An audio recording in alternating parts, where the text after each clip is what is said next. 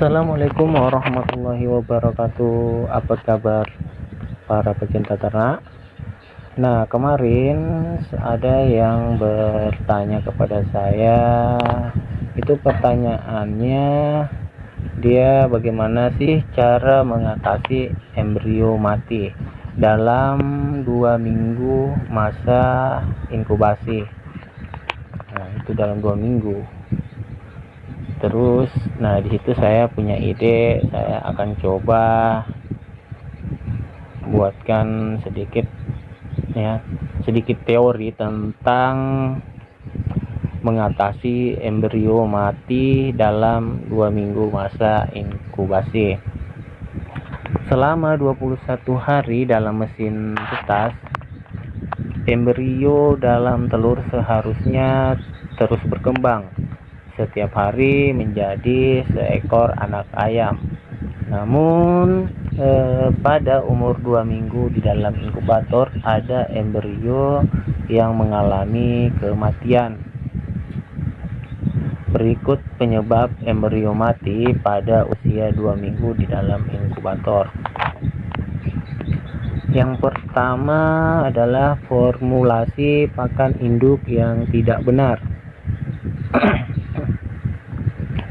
Kematian embrio dapat terjadi karena pakan induk mengalami defisiensi zat gizi seperti vitamin dan mineral, sehingga metabolisme dan perkembangan embrio menjadi tidak optimal. Untuk mengatasi hal ini, pada ransum induk perlu ditambahkan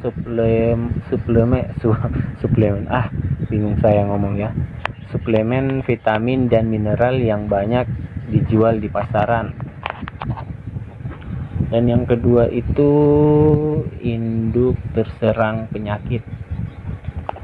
Beberapa penyakit pada induk memang dapat diturunkan kepada anakan ayam. Karena itu, pelaksanaan biosecurity termasuk vaksinasi harus dilakukan secara lengkap kepada induk. Dan yang ketiga, telur tidak diangin-anginkan sebelum diinkubasi. Telur adalah benda hidup yang mengalami metabolisme dan mengeluarkan panas pada saat pengangkutan dan penjualan di pasar. Telur mengalami kenaikan suhu karena pengemasan, penumpukan, dan penjamuran yang tidak sengaja dilakukan. Suhu dapat mencapai lebih dari 40 derajat Celcius karena itu sebelum dimasukkan ke dalam mesin tetas, telur itu perlu diangin-anginkan terlebih dahulu sekitar 1 jam agar tidak terjadi perubahan suhu yang mendadak. Perubahan suhu yang mendadak dapat menimbulkan kematian embrio pada 2 minggu masa inkubasi di dalam mesin tetas. Dan yang berikut itu adalah temperatur inkubator terlalu tinggi atau terlalu rendah. Suhu di ruang inkubasi tidak boleh lebih panas atau lebih dingin 2 derajat Celcius dari standar. Dan saya itu menggunakan suhu pada temperaturnya itu 37,5 sampai 38,5, itu tergantung daerah masing-masing. Dan yang selanjutnya, padamnya sumber pemanas. Padamnya sumber pemanas juga dapat menurunkan suhu di ruang inkubator.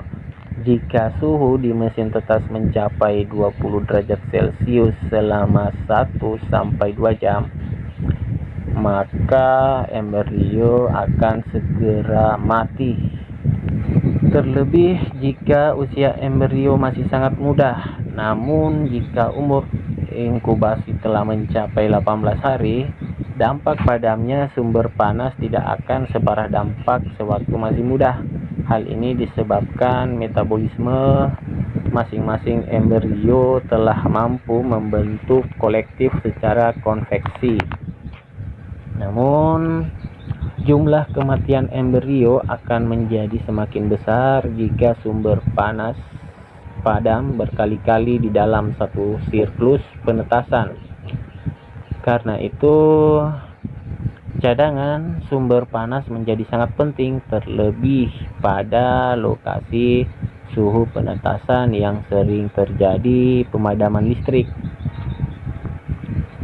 Dan yang selanjutnya itu, salah satu penyebab embrio mati itu adalah telur yang tidak diputar atau dibalikkan karena kelalaian atau matinya sumber listrik.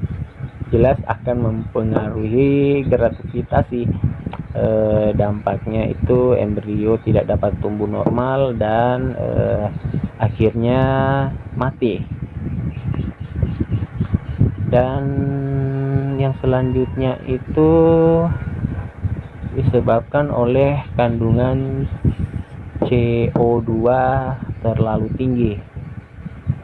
Aktifnya metabolisme embrio menyebabkan akumulasi CO2 di dalam ruangan penetasan. Selain dapat menyebabkan kematian embrio, jumlah CO2 yang terlalu banyak dapat menyebabkan DOC yang berhasil menetas menjadi lemas dan lemah. Ventilasi atau aliran udara yang tidak baik menjadi faktor utama terjadinya penumpukan zat asam arang ini. Pada mesin tetas sederhana, ventilasi yang buruk bisa bisa disebabkan lubang ventilasi yang kotor atau jumlahnya yang kurang. Pelaku penetasan Pelaku penetasan harus rajin membersihkan ventilasi.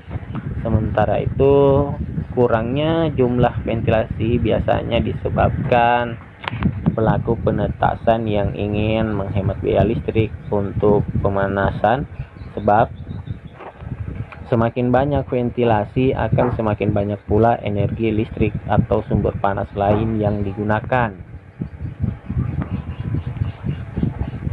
Dan yang ke-8 itu, telur disimpan pada suhu di atas 30 derajat Celcius. Telur yang berada di ruang bersuhu di atas 30 derajat Celcius, bagian putih telurnya akan segera encer sehingga tali pengikat kuning telur mudah putus. Apalagi jika telur akan diangkut melalui medan yang berat, maka tali pengikat tersebut semakin rentan putus akibat guncangan di perjalanan.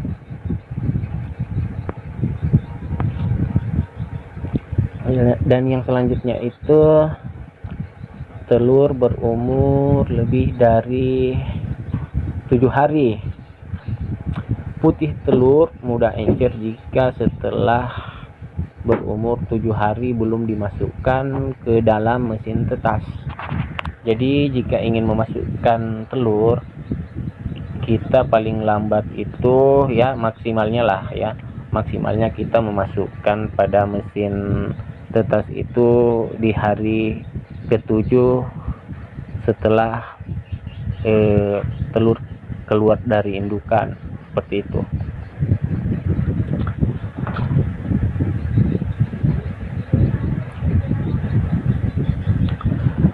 Dan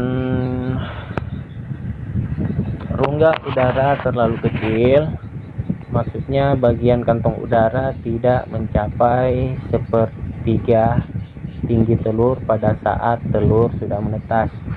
Hal ini menyebabkan embrio kekurangan oksigen untuk bernapas. Berikut penyebab rongga udara terlalu kecil. Yang pertama itu adalah formulasi pakan induk tidak benar. Jumlah pakan yang diberikan kepada induk ayam yang dipelihara semi intensif biasanya terbatas, seperti hanya diberi pakan berupa dedak atau nasi aking. Hal ini menyebabkan ayam itu mengalami kekurangan protein, vitamin, dan mineral sehingga ukuran rongga udara menjadi terlalu kecil. Dan yang kedua, ukuran masa telur yang terlalu besar.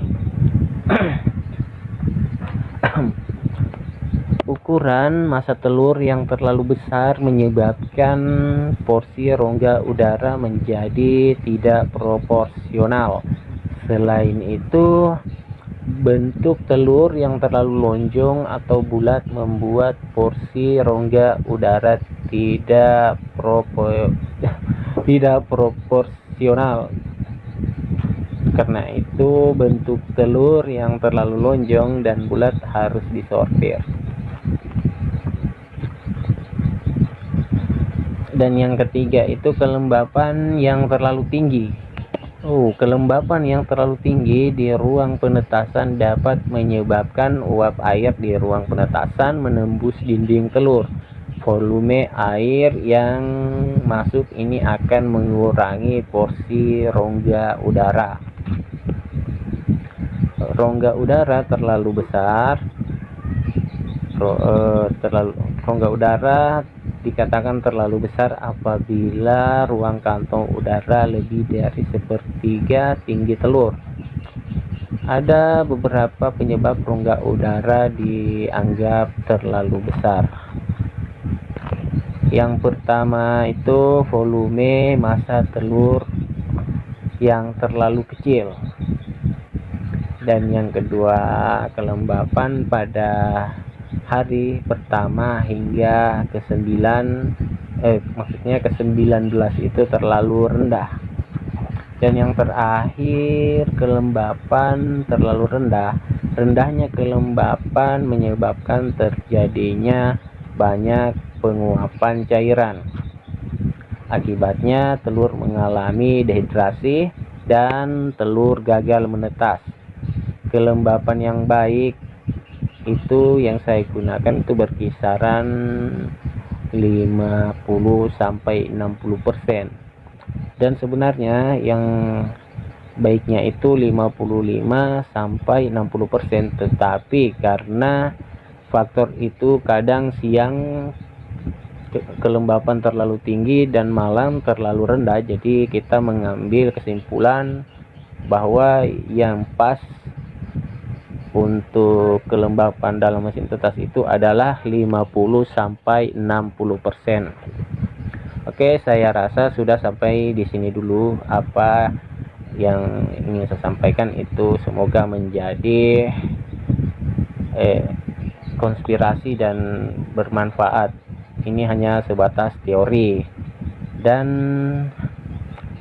jangan lupa dukung terus channel ini, dan jangan lupa subscribe, like, dan berikan masukan Anda. Oke, sampai jumpa. Assalamualaikum warahmatullahi wabarakatuh. Salam sukses para pecinta ternak.